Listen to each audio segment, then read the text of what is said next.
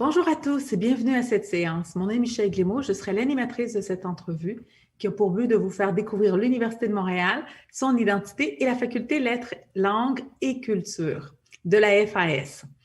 Je vous rappelle, plusieurs événements se déroulent jusqu'au 17 décembre. Alors, pour connaître la programmation, consultez le site des rendez-vous des futurs étudiants. Et avant de débuter, j'aimerais vous partager quelques précisions. Votre micro et votre caméra seront fermés pour toute la durée de l'entrevue. L'entrevue est d'une durée de 15 à 20 minutes et n'hésitez pas à utiliser la section questions et réponses au bas de la fenêtre pour poser des questions. Des modérateurs sont là pour répondre par écrit. Alors, aujourd'hui, nous avons la chance d'avoir un étudiant et une représentante de la Faculté des Arts et des Sciences qui répondront à nos questions, à quelques questions que j'ai pour eux. Alors, chers invités, je vais vous laisser vous présenter. Je vais commencer par Calvin. Bonjour à tous et à toutes. Je m'appelle Calvin Lebrun. Je suis étudiant en études anglaises, maintenant en maîtrise en études anglaises à l'Université de Montréal. Ça fait maintenant 4 ans que je suis à l'Université de Montréal. J'ai fait mon bac aussi en études anglaises dans le même département. Et Marie-Claude? Oui, bonjour à tous. Je suis enseignante au département de linguistique et de traduction. J'ai le plaisir d'enseigner la terminologie dans les programmes de traduction qui sont offerts à la Faculté des Arts et des Sciences. Puis je fais aussi de la recherche dans ce domaine-là. J'ai une formation en fait de premier cycle en traduction, puis ensuite au cycle supérieur, j'ai bifurqué dans la linguistique. Parfait, merci beaucoup. La première question va être pour vous, Marie-Claude. Quelles sont les disciplines qui sont liées aux lettres, langues et culture à la Faculté des Arts et des Sciences? Donc, en fait, à la faculté offre des programmes permettant d'étudier la linguistique, la traduction et la terminologie, les littératures de langue française et enfin, les littératures et langues du monde. Merci. Est-ce que vous pourriez peut-être nous décrire chacune des disciplines? Est-ce qu'on pourrait commencer par la linguistique? Oui, donc la linguistique est un domaine qui cherche à comprendre les mécanismes sous-jacents au langage ou encore le fonctionnement d'une langue en particulier. La linguistique est un domaine en tant que tel, mais en fait, il s'associe naturellement à d'autres champs d'études. Donc, combiné à d'autres disciplines comme l'informatique, la psychologie ou les études littéraires, la linguistique permet d'acquérir des compétences qui sont recherchées sur le marché du travail. Et au niveau de la traduction, pourriez-vous nous en parler un peu plus? Donc, la traduction, puisque c'est mon département d'attache, il y aurait beaucoup de choses à dire. Donc, les programmes de traduction offrent une solide formation à l'exercice de la profession de traducteur de l'anglais vers le français. Donc, ces formations sont axées sur les besoins du marché du travail et sont reconnues par un ordre professionnel. Donc, l'Ordre des traducteurs, terminologues et interprètes agréés du Québec, donc l'OTIAC. C'est une formation qui permet aussi aux étudiants de suivre différents parcours pour s'initier à la traduction spécialisée, donc dans des domaines très variés. La traduction juridique, scientifique et technique, traduction commerciale, informatique, littéraire, médicale, etc. Les étudiants ont aussi la possibilité et doivent en fait se familiariser avec différentes applications informatiques qui sont utilisées dans la profession. Et au niveau de la littérature de langue française, est-ce que vous pourriez nous en parler? Oui, donc les formations en littérature de langue française préparent aux professions qui requièrent une maîtrise de la langue, des habiletés en recherche et en communication, une bonne culture générale, une grande ouverture d'esprit et un jugement critique. Et au bac, les étudiants et étudiantes choisissent l'une des orientations suivantes. Donc, une première orientation, histoire, poétique et théorie des littératures pour des connaissances couvrant l'ensemble des périodes historiques et des aires géographiques des littératures francophones. Une deuxième orientation, dramaturgie, qui est fondée sur l'histoire, l'analyse et l'interprétation du phénomène théâtral dans toutes ses dimensions. Et enfin, une troisième orientation, francophonie, qui permet d'approfondir sa connaissance des littératures francophones autres que celles de la France ou du Québec. Parfait. Et pour terminer, on va commencer avec la littérature des langues du monde. Alors, la faculté offre un vaste choix de programmes de premier cycle qui permettent de s'initier à une ou à plusieurs langues, ainsi qu'aux univers culturels, à des univers culturels, riches et variés. Donc, la langue, la philosophie, l'histoire, les civilisations, l'identité et l'histoire de l'art font partie intégrante de multiples formations qui tiennent compte tant des traditions que des aspects de la modernité.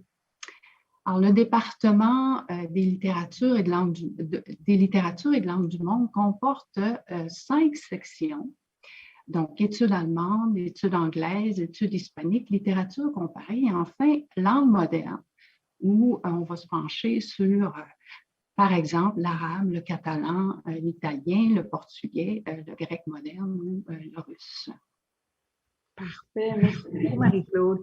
On va se tourner vers toi, Calvin. Peux-tu nous dire qu'est-ce qui t'a attiré vers l'Université de Montréal? Premièrement, je pense que ce serait déjà de pouvoir étudier en anglais dans un contexte en français. Donc, c'est ça, l'Université de Montréal, comme c'est majoritairement francophone. Puis là, j'avais comme un programme qui mêlait un peu mes deux mondes. Vu que je suis comme bilingue, je pouvais comme continuer de travailler en anglais, puis en même temps avoir une vie universitaire comme en français et en anglais parfois.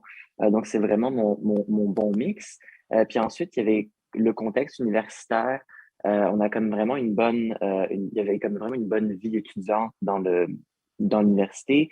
La géographie des pavillons, c'est accessible.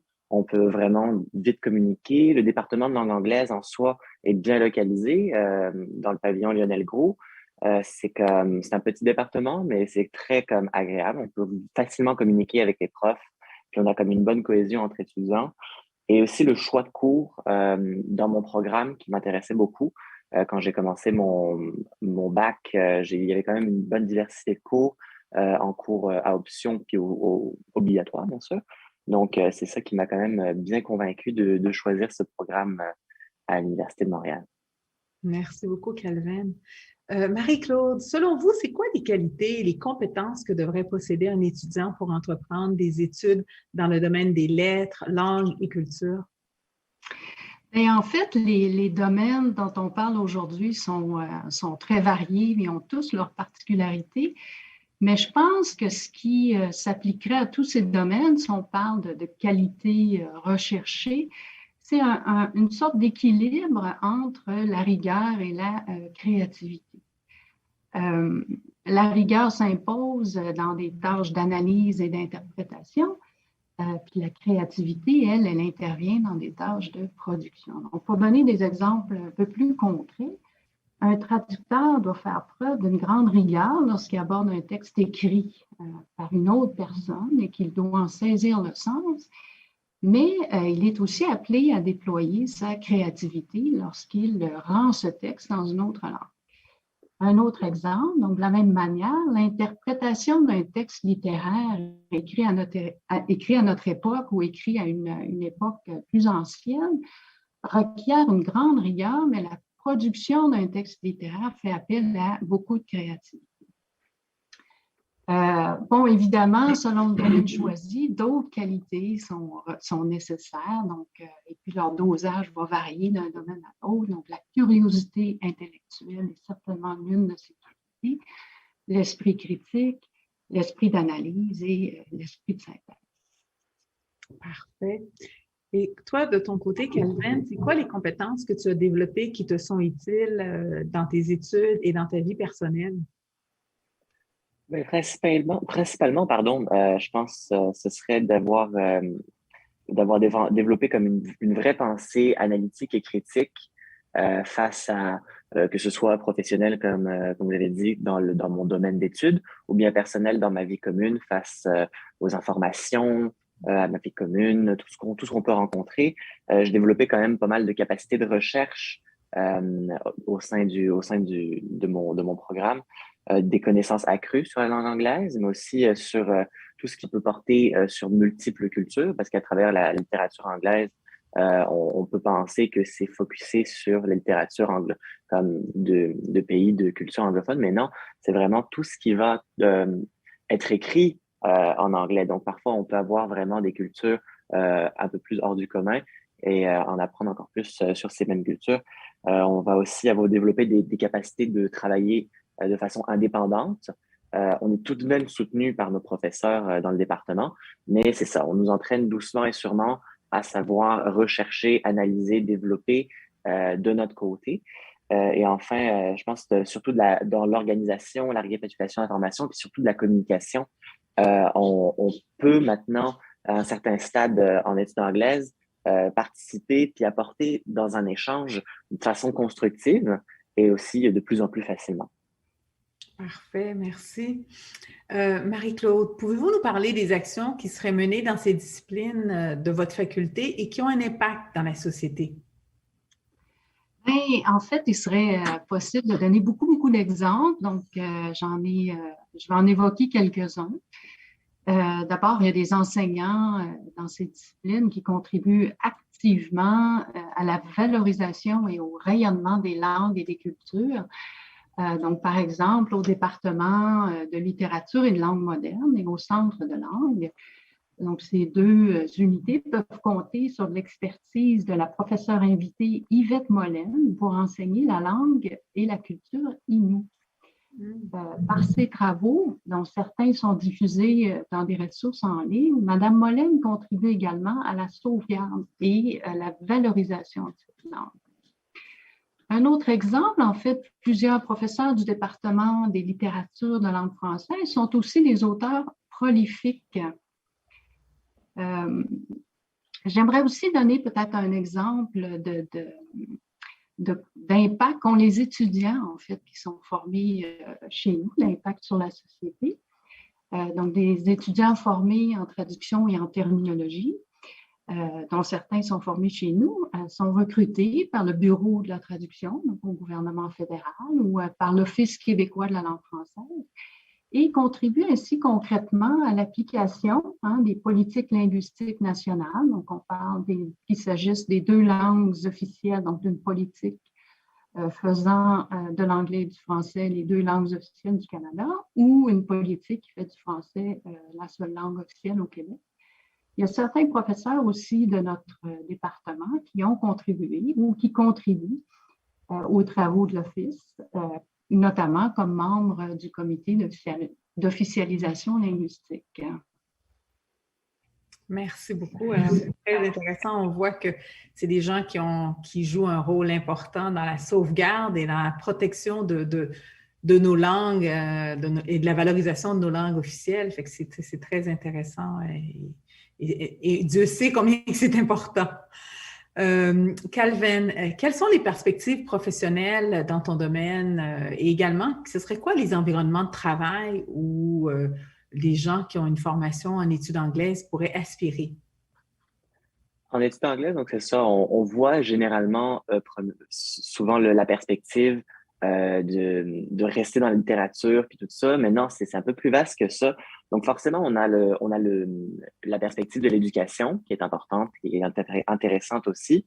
On a la perspective de la recherche à un degré supérieur, mais aussi on peut transférer donc vers d'autres programmes de littérature et de linguistique. On peut mêler tout ça. Et on peut aussi ensuite se diriger vers plus une formation en communication, dans des travaux en politique. On peut devenir aussi consultant dans divers centres, par exemple, de langue ou bien de communication. Donc, on peut parler aussi de tous les métiers de l'art et de la culture. Donc, que ce soit dans ce qui va être de tout ce qui est musée ou bien tout ce qui est événementiel. Dans tous ces événements-là, on va avoir besoin de quelqu'un qui a des compétences liées à ce qu'on peut développer en études anglaises. Ça reste majoritairement un environnement de travail quand même lié au travail intellectuel. On reste quand même dans tout ce qui est c'est pas très manuel, là, on s'entend, là, mais on a plein d'opportunités de l'utiliser justement, comme je parlais précédemment, tout ce que Le baccalauréat en études anglaises m'a appris à propos de la pensée critique, la capacité de recherche, la capacité d'analyser, de compiler. Donc, tous ces métiers-là vont faire en sorte qu'on va pouvoir les appliquer sur le terrain. Donc, c'est quand même assez vaste, hein, si on regarde bien tous les travaux qui peuvent demander ce genre de compétences. Merci beaucoup.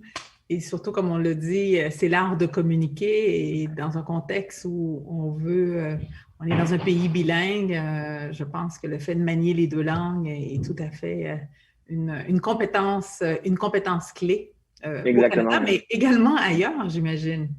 Oui, oui, même à l'étranger, c'est très intéressant. Quelqu'un qui peut manier l'anglais, le français de façon fluide, c'est un atout pour le marché du travail. Puis aussi pour son avenir, c'est quelque chose qui ne peut que aider, c'est sûr et certain. Parfait, merci. Marie-Claude, si on avait un mythe à défaire sur les études dans les disciplines dont on parle, ce serait quoi? Et ce serait quoi le message, j'aimerais également que vous voudriez passer en lien avec les disciplines en question? Mais en fait, j'aurais aimé avoir la possibilité de déboulonner plus qu'un mythe, parce que je pense qu'il y en a quand même quelques-uns. Par exemple, qu'un linguiste est une personne qui parle plusieurs langues, ou qu'on confond souvent traduction et interprétation, ou qu'on pense qu'une personne qui s'exprime bien dans deux langues est par défaut un traducteur ou une traductrice. Mais je vais opter pour un autre mythe qui est tenace. On pense souvent que certains des programmes d'études dont on parle aujourd'hui, qu'on s'y inscrit uniquement pour accroître sa culture personnelle et qu'il n'y a pas beaucoup de perspectives professionnelles autres que l'enseignement. Et or, c'est faux. Donc, Calvin nous en a déjà parlé, mais je peux donner d'autres exemples. Donc, un baccalauréat en littérature de langue française peut mener à différents types d'emplois, par exemple conseiller linguistique ou littéraire pour des maisons d'édition, des organismes culturels, des compagnies théâtrales ou des organismes gouvernementaux. Il peut mener aussi à des emplois de journaliste, de recherchiste, de scénariste, libraire, rédacteur, critique ou réviseur. Avec une formation en linguistique, on peut envisager de travailler pour des organismes publics ou parapublics ou dans des domaines technologiques de pointe. Donc, le baccalauréat, d'ailleurs, une des orientations du baccalauréat consiste justement à préparer les étudiants à des méthodes de traitement automatique des langues. Et donc, on retrouve des emplois aussi comme conseil linguistique ou des emplois en lexicographie, donc compiler des dictionnaires imprimés, mais aujourd'hui le plus souvent en ligne, des emplois en rédaction, des emplois en gestion de données linguistiques, donc la gestion de grands corpus de textes ou encore de bases de données. Là. Parfait. Calvin, en démarrant tes études, est-ce que tu avais une vision claire d'où tu serais maintenant? Alors, d'où je serais maintenant? Certainement pas. Quand j'ai commencé mes études, déjà, je voulais étudier en anglais. Ça, c'était ma principale priorité. Je voulais étudier l'anglais surtout, la langue, la culture, l'histoire, tout ça. Mais je savais pas vraiment si j'allais rester dans cette voie à l'avenir. Et plus les cours ont passé, j'allais dire les années, plus les cours ont passé, plus spécialement, j'ai pris l'envie de rester dans ce domaine d'études-là. Ça m'a donné l'occasion d'en apprendre de plus en plus sur le programme en études anglaises, puis tout ce qui peut se rattacher aux études anglaises. Et ça m'a donné envie de continuer donc en maîtrise. Donc là, maintenant, comme j'ai dit précédemment, je suis en deuxième année de maîtrise en rédaction et j'ai commencé mes démarches pour postuler au doctorat. Donc, je pensais pas me rendre à ce niveau-là, mais c'est ça qui est ça. Ça continue, Wow. puis j'ai pas envie d'arrêter. Ben, c'est génial, c'est génial. La passion s'est positionnée et tu continues à te nourrir. Exact, c'est devenu plus qu'une passion, c'est une profession. Donc, c'est fantastique. Super. Marie-Claude, est-ce que les parcours d'études dans ces domaines sont linéaires ou est-ce que plusieurs trajectoires peuvent mener à différentes choses? Oui, ben les trajectoires non linéaires sont tout à fait possibles et en fait, j'irais même jusqu'à dire qu'elles sont assez courantes. Et il y a différentes façons d'accommoder ces trajectoires non linéaires dans les départements où on offre les formations dont on parle aujourd'hui. Donc, d'abord, on peut s'inscrire à un bac bidisciplinaire, par exemple, littérature de langue française et linguistique, littérature de langue française et philosophie, littérature de langue anglaise et française. On peut également combiner une majeure à une mineure ou à un certificat. Donc, par exemple, une majeure en traduction, une mineure dans un domaine de spécialité comme le droit, ou encore une majeure en traduction et une mineure ou un certificat dans une langue étrangère. Évidemment, les formations premier cycle peuvent mener aux études supérieures. Ici aussi, on peut opter pour des parcours un petit peu moins linéaires. Donc, combiner les études littéraires à la traduction, par exemple. Donc, c'est quelque chose qui se fait. D'autres possibilités, le département de littérature et langue du monde offre un DESS en édition numérique, un DESS en récits et médias autochtones. Un autre exemple, le département de linguistique et de traduction offre un DESS en traduction, mais qui s'adresse à toute personne qui n'a pas une formation de premier cycle ou qui a une personne qui a une formation de premier cycle, mais dans un domaine autre que la traduction.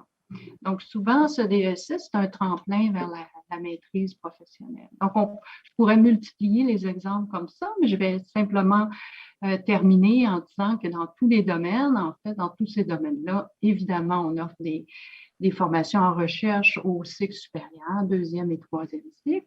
Et même si la formation préalable a été acquise dans un autre domaine, il est possible d'accéder à ces programmes, donc évidemment en fonction du parcours qui a précédé, d'accéder à ces programmes avec une formation complémentaire.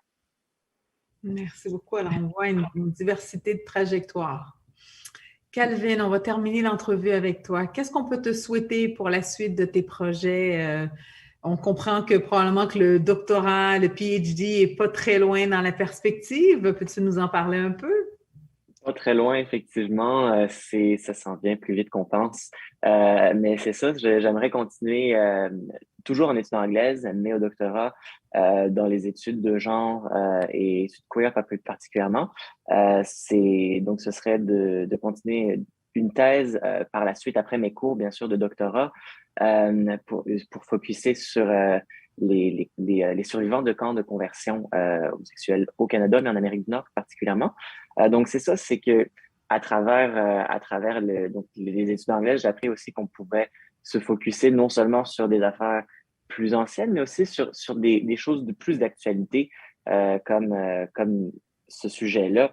Puis ensuite, après mon doctorat, j'aimerais quand même continuer toujours dans la recherche, puis enseigner au niveau universitaire. Après, c'est pas la ligne directrice pour tous, pardon. Mais c'est ça, moi, c'est vraiment ce qui m'a donné envie de continuer, c'est la perspective de recherche à la fin de tout ça, et que ma thèse, enfin, en études anglaises, en littérature anglaise, puisse avoir un impact, je pense, sur le monde de demain. Donc, c'est quand même une belle perspective. C'est super intéressant. Alors, on voit encore une fois, comme Marie-Claude l'avait dit un peu plus tôt, que les domaines d'études dans lesquels vous êtes, il y a un lien avec les enjeux de la société et votre souhait de contribuer activement dans la création d'une société encore plus outillée grâce à travers vos domaines d'études. Mais merci beaucoup. C'est ce qui conclut l'entrevue. Merci énormément, Calvin et Marie-Claude, pour vos partages. Merci également à vous, à la maison, de votre attention. L'entrevue sera disponible pour rediffusion sur la page vidéo sur demande du site de l'admission. Et nous tenons à vous rappeler que les entrevues de la montagne se poursuivent jusqu'au 17 décembre. Cet hiver, nous aurons également des séances d'information qui vont être offertes plus spécifiquement sur les programmes dont on vous a parlé aujourd'hui. Alors, ce serait une occasion idéale pour vous de poser des questions à des responsables de programmes. Alors, n'hésitez pas à retourner sur notre site Internet. Les informations seront mises à jour rapidement et c'est tout de suite au retour à partir du 10 janvier que ces événements vont débuter. On vous invite également à nous suivre sur notre compte Instagram au courrier @umontréal.futurétudiant où plusieurs étudiants et ambassadeurs de différents programmes vous partagent leur expérience de l'Université de Montréal. Alors, encore une fois, merci beaucoup à vous, chers invités, d'avoir partagé votre expérience à l'Université de Montréal avec nous aujourd'hui. À très bientôt.